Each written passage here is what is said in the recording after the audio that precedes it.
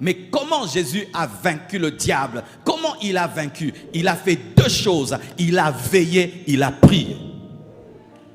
Si tu veux conserver la nouvelle saison, si tu veux conserver l'élévation, si tu veux conserver la bénédiction, si tu veux conserver l'onction, si tu veux conserver les dons spirituels, si tu veux conserver les miracles, si tu veux conserver ton ministère, tu veux conserver ton foyer, tu veux conserver tes enfants, tu veux conserver les promesses de Dieu, tu dois veiller et prier, prier, veiller, veiller, prier, prier, veiller, veiller, prier, prier, veiller, veiller, prier. Quiconque refuse cela fera un crash. Regardez, lorsqu'on entre dans l'avion, la première chose que l'avion fait, l'avion chauffe le moteur. Et après avoir chauffé, l'avion prend une grande vitesse pour décoller. Et quand l'avion commence à décoller, l'avion bouge. Et tout d'un coup, il y a maintenant une vitesse de croisière. L'avion se stabilise. Les gens commencent à se promener. Ils commencent à manger. Ils commencent à regarder des films, à dormir. Et là maintenant, on est posé et on n'attend qu'une seule chose, atterrir au lieu précis. Mais si l'avion atterrit en dehors du lieu précis, soit c'est un crash, soit c'est un détournement. Et si aussi tu quittes la foi, tu abandonnes Jésus et tu n'es pas entré dans l'éternité, tu as connu un crash spirituel. Qu'est-ce qui peut te permettre de commencer ta vie chrétienne et de mourir en Christ et d'être enlevé en Christ? C'est la prière et veiller. Veiller, prier, prier, veiller. Veiller et prier afin de ne pas tomber. Celui qui ne veut pas tomber doit être un homme de prière, doit être un homme qui veille. Et c'est quoi veiller, mes frères? Veiller, c'est veiller. Veiller, c'est quoi? C'est veiller. Souvent, nous aimons toujours interpréter spirituellement les Écritures. Mais avant d'entrer dans le sens de veiller, j'aimerais interpréter sur le plan littéral veiller. Veiller, c'est veiller. Pourquoi? Parce que Jésus a dit, vous dormez. Et il ne dormait pas spirituellement, il dormait physiquement. Donc, il faut veiller physiquement pour ne pas tomber dans la tentation. Dis-moi, pasteur, comment? Comment tu fais pour charger ton téléphone toute la nuit?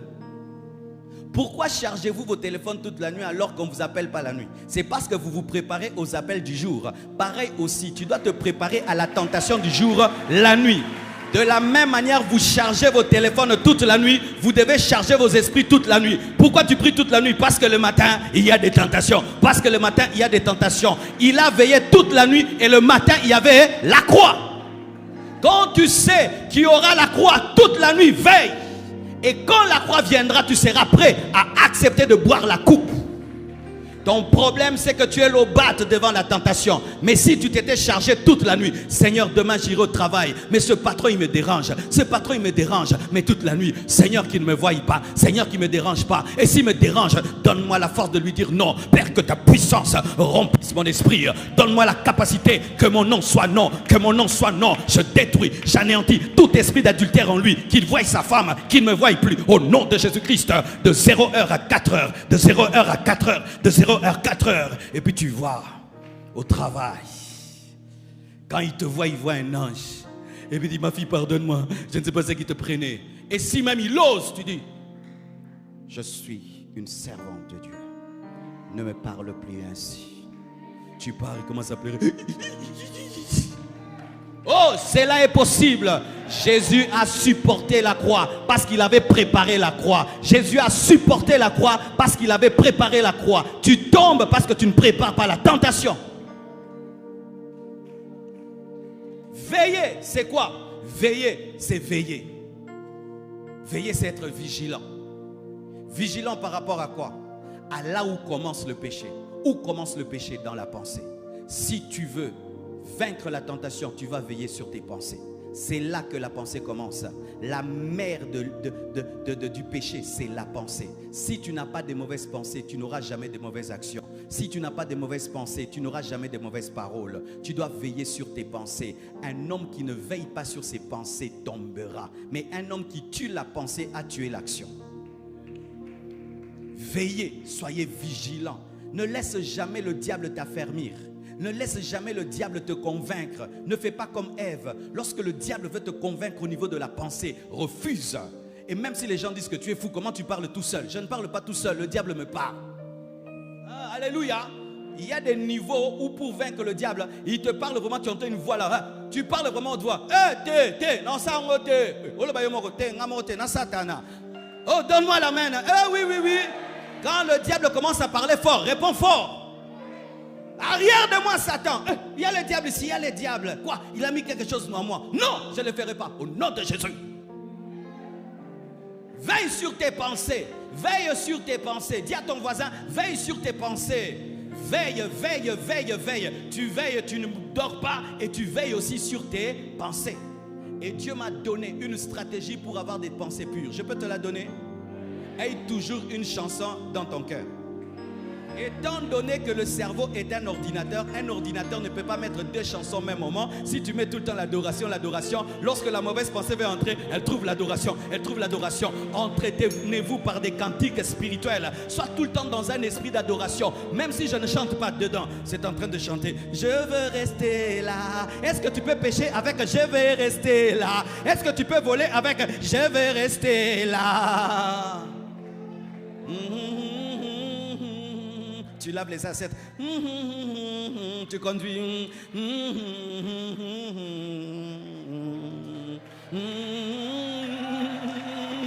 Alléluia. Entretenez-vous par des cantiques spirituels. Chante dans ton cœur, chante dans ton cœur. Et si quand tu veilles, et quand tu veilles sur tes pensées, la tentation continue, jeûne. Voici le secret du jeûne par rapport à la tentation, c'est que le jeûne t'amène à oublier le péché pour te concentrer sur la faim.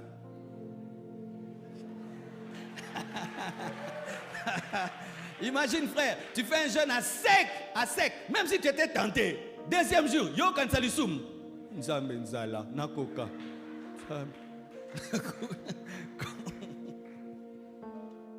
C'est ce que mon père spirituel faisait souvent. Si un frère se comporte mal à l'église, on vient. Pasteur, regarde Dominique, il a fait ça, il a tapé quelqu'un, tout. Il dit, Dominique, viens, on entre en retraite avec toi. Non, pasteur, il faut le suspendre. Frère, même si on le suspend, le péché là reste là. Viens, on entre en jeûne. Et puis il entre avec Dominique en jeûne. Quand il sort, Dominique sort changé, transformé.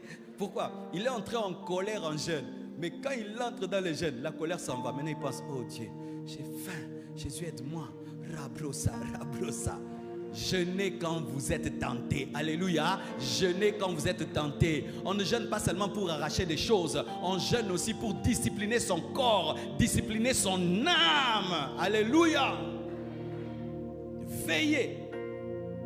Priez. Deuxième, priez. Dis à ton voisin, priez. Il y a un homme qui a dit, quel que soit le nombre de livres que tu vas lire sur la prière, tant que tu n'as pas prié, tu ne connais rien. La meilleure école de la prière, c'est prier. Si tu vas enseigner à quelqu'un la prière, ne dis pas premier point, deuxième point. Dis viens, on va prier. Et il va prier. C'est tout. J'étais un jour à table avec une petite fille, l'amie de ma fille. Et puis on a dit on va prier. Et puis elle m'a regardé. Pasteur Marcelo, je ne sais pas prier. J'ai dit oh, comment tu ne sais pas prier? Je ne sais pas prier. J'ai dit ok, mais tu sais parler? Oui, je sais parler. J'ai dit prier, c'est parler à Dieu. Ah, c'est parler comme je te parle. Oui, maintenant tu parles à quelqu'un que tu ne vois pas. Est-ce qu'on peut prier? Et puis prochainement, dis pasteur Marcelo, je sais prier. Quiconque peut parler peut prier. Et même si tu es muet, même les muets parlent, tu peux prier. Prier devant la tentation. Ne dis jamais que tu es fort. Il n'y a pas d'homme fort, il n'y a pas de femme forte. Même Salomon est tombé, David est tombé. Quand tu lis les psaumes, frère, celui qui a écrit les psaumes est tombé. Amen, hein? Quand tu lis Cantique des Cantiques, celui qui a écrit Cantique des Cantiques est tombé. Quand tu lis Ecclésiaste, celui qui a écrit Ecclésiaste est tombé. Quand tu lis Paul, Paul était colérique. Quand tu lis Moïse, Moïse était colérique. Pourquoi tu pêches? C'est parce que même quand tu es face à la tentation, tu ne pries pas et tu manifestes de l'orgueil. Et comme tu es orgueilleux, Dieu va t'abandonner. Les hommes humbles prient devant la tentation et ne comptent pas sur leur discipline. Car des fois, tu peux penser que la force est dans ton cœur alors que n'est que dans ta tête. Ainsi, tu as non dans la tête et tu as oui dans la bouche. Comment faire que ce que tu ne veux pas faire et tu sais que tu ne peux pas le faire, tu ne puisses pas le faire? C'est la prière. La prière te permet de dire non quand tu dois dire non. La prière te permet d'haïr le diable et ses œuvres. Et la prière t'ouvre les yeux sur la tentation. Il y a des choses que tu fais parce que tu ne les vois pas. C'est la prière qui t'ouvre les yeux. Et ce que tu appelles plaisir, Dieu t'ouvre les yeux, tu vois la mort. Ce que tu appelles argent, Dieu t'ouvre les yeux, tu vois la mort. Ce que tu appelles offrande, Dieu t'ouvre les yeux, tu vois que c'est la lèpre. Élisée était en prière, il a vu la lèpre. Géasi n'était pas en prière, il n'a vu que l'argent. J'aime la chanson de Mama Dena, Souffle. Vous voyez comment elle illustre cela? Cette jeune fille veut sortir avec un beau garçon, il a une belle voiture et tout. Mais sa maman est en prière. Pendant que sa mère est en prière, qu'est-ce qui arrive? Elle voit l'homme tel qu'il est. Je prie que Dieu t'ouvre les yeux et que tu vois les choses telles qu'elles sont. Alléluia. L'arbre de la connaissance du bien et du mal n'est pas un fruit, c'est la mort. Que Dieu t'ouvre les yeux, c'est la prière qui fait ça. Ou tu étais attiré vers une chose, mais quand tu pries, tu te dis, il n'y avait rien là-bas. Qu'est-ce qu'il y avait là-bas? Qu'est-ce qu'il y avait? Les yeux s'ouvrent, c'est la prière qui ouvre les yeux. Priez! Priez, priez, priez, priez. Lorsque le diable veut faire tomber un homme, il l'empêche de prier. Lorsque le diable veut faire tomber un homme, il l'empêche de se connecter à Dieu. Et quand Dieu veut aider un homme, il le pousse à prier. Écoute cette voix de l'esprit en toi qui te pousse à prier et ton non sera non. Jésus-Christ a prié et face à la tentation, il a tenu. Les apôtres n'ont pas prié et face à la tentation, ils ont fui et ils sont tombés. L'homme qui prie reste debout et l'homme qui ne prie pas tombe. Et regardez ce que Jésus-Christ a fait. Mes frères et sœurs, lorsqu'ils sont venus l'arrêter, Jésus-Christ seulement s'est présenté et sa simple présentation les a fait tomber. Imagine, vous venez m'arrêter, je viens et vous tombez. Donc je peux dire, faya, faya, faya, faya, vous brûlez, vrai ou faux? Jésus avait la capacité de brûler tous ceux qui étaient venus l'arrêter, parce qu'il pouvait les faire tomber par sa présentation, mais il ne l'a pas fait. Si je peux recoller ton oreille quand tu viens m'arrêter, donc je peux fermer tes yeux quand tu viens m'arrêter. Il avait la capacité de brûler la croix. Il avait la capacité de leur donner tous la folie. Normal. Alléluia. Il leur a laissé en bonne santé pour le crucifier. Pourquoi? Il ne devait pas utiliser sa force en dehors de la volonté de Dieu. Car chaque fois que tu utilises la force de Dieu en dehors de la volonté de Dieu, c'est la sorcellerie. Jésus a refusé d'être puissant en dehors de la volonté de Dieu. La volonté de Dieu devait être faible. Qu'est-ce qui lui a permis de maîtriser sa force? Ce n'est pas la manifester, c'est la prière. Et la prière t'aide à te maîtriser devant une tentation. Tu sens que tu veux partir, mais tu ne le fais pas. Pourquoi? Parce que tu as prié. Il pouvait brûler cette croix. Il pouvait brûler les Romains. Il pouvait brûler tous ces Sadducéens. Il n'a pas fait. Il était puissant à la croix. Jésus n'était pas devenu faible. Il était puissant, mais il ne pouvait se manifester. Pourquoi? Il avait prié.